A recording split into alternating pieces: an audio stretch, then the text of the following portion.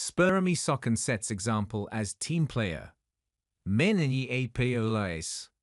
Opponents view Spurs forward Jeremy Sochan as a provocateur, a player skilled at getting under their skin. He's an agitator, Portland coach Chauncey Billups said earlier this season. And he's really good at it. But the Spurs have another way to describe Sochan. He is a team player, acting head coach Mitch Johnson said. He'll do what is asked of him to win. Sure, there's a side to Sochan foes hate. But from the Spurs' perspective, there is also a lot to love about him, beginning with his versatility. His commitment and investment to the team, and doing what is asked of him is tremendous, Johnson said. And you see him flourishing and developing all of that into the versatile puzzle piece he can be.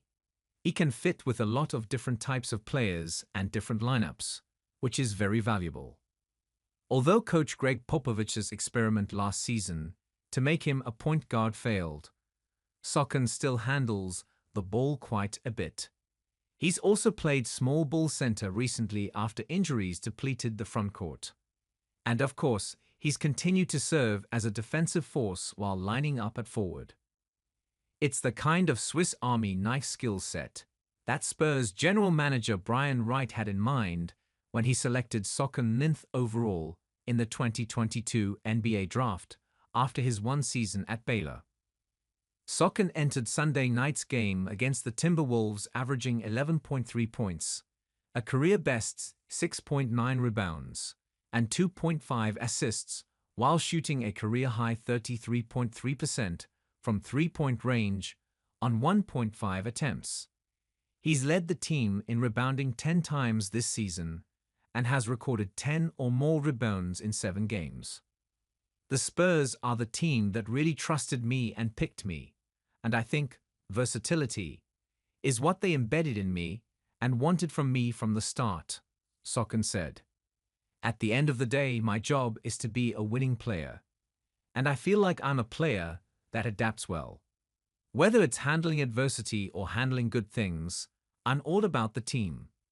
So, I'm going to do everything I can do to affect the team in a good way, positive way. That includes taking on more of a leadership role even at the ripe old age of 21. While certainly not a rah-rah type, Sochan is getting the job done in that area through his actions. Actions show more, lead to more, he said. It's not always going to be perfect. There are moments where I've had to do something, and it hasn't gone the right way. But those are the moments when you learn. So, at the end of the day, it's all been positive. Spurs rookie guard Stephen Castle said he has learned plenty about playing defense in the NBA, including that an on-ball defender can be aggressive without fouling, by studying Sochan.